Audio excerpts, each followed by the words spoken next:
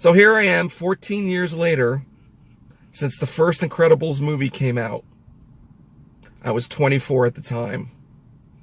I'm a little older now, a little more grayer in the hair. But I think I still look the same. Besides, people have said to me I do look young for my age.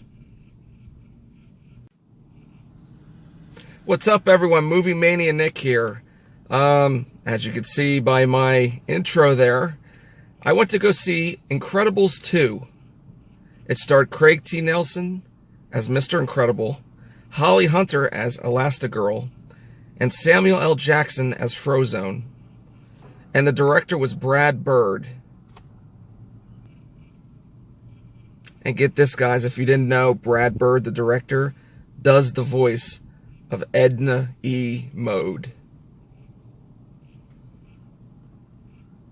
So this movie is about Mr. Incredible finds himself at home taking care of the kids, especially Jack's newly emerged powers, while Elastigirl is dealing with a new supervillain, Screenslaver, who is wreaking havoc with his mind control abilities.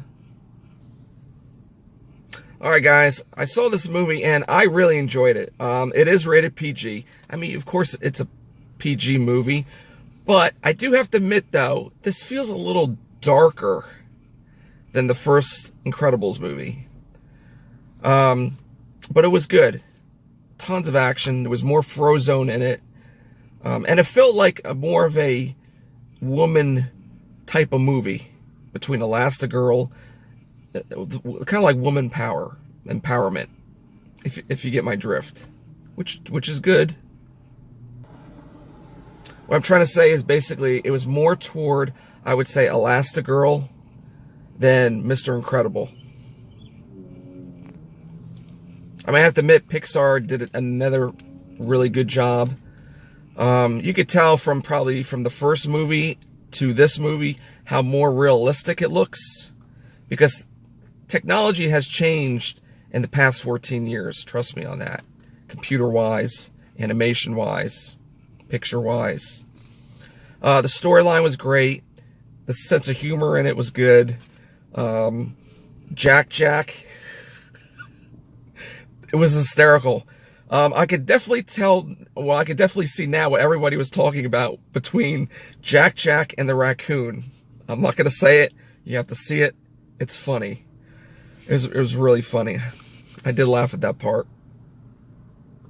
So like I said, this movie's more Elastigirl, because Mr. Incredible is more now like Mr. Mom at home type. But it was really good. But the villain Screenslaver, it was okay. I think they could have done a little bit more with it. But to tell you the truth, I kind of knew who it was going into it. When, you know, a couple people were talking, I'm like, I wonder if that person is it, or is the villain. And then, you know, it showed who it was. I'm like, well, I guess I was right. Yeah, but everything was great, like between the storyline, the animation, everything, the jokes. It was good. I definitely recommend to go see this, especially if you saw the first Incredibles movie, because this actually takes place right after the first Incredibles movie. It's just a continuation. That's all it is. And I've also heard people say, why did it take so long to make a sequel to this movie? Which they don't understand it. It takes time to develop the story, the picture, the animation. It takes a lot of time. So like I said, I would definitely check this movie out. It's really good. I enjoyed it a lot. And now it's time for fun facts. This is the longest Pixar Animation Studios film, but also the longest computer animated feature film to date. And also, guys, there is a hidden Mickey in this movie.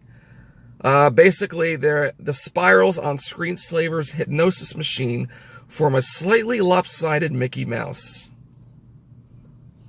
This is Pixar's 20th feature film.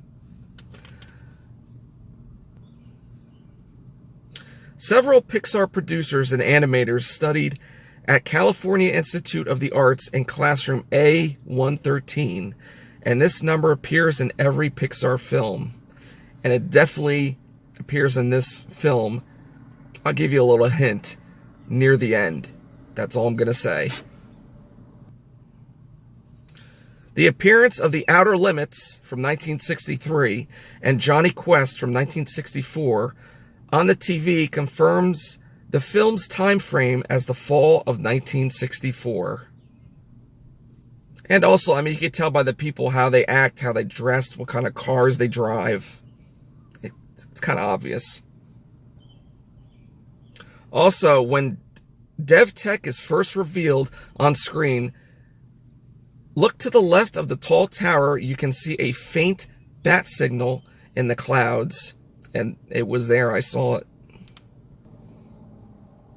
This movie broke records instantly on its release, becoming the 8th biggest domestic opening weekend of all time and the biggest opening for a PG-rated film with $180 million. The word quest can be seen on one of the buildings behind Elastigirl when she is on the rooftop searching for Screenslaver. This is the first Pixar sequel to have a human protagonist. And get this, guys, a possible new character in Toy Story 4 appears in one of the sequences as a likely teaser to Pixar's next film, which Toy Story 4, they say, is coming out next year.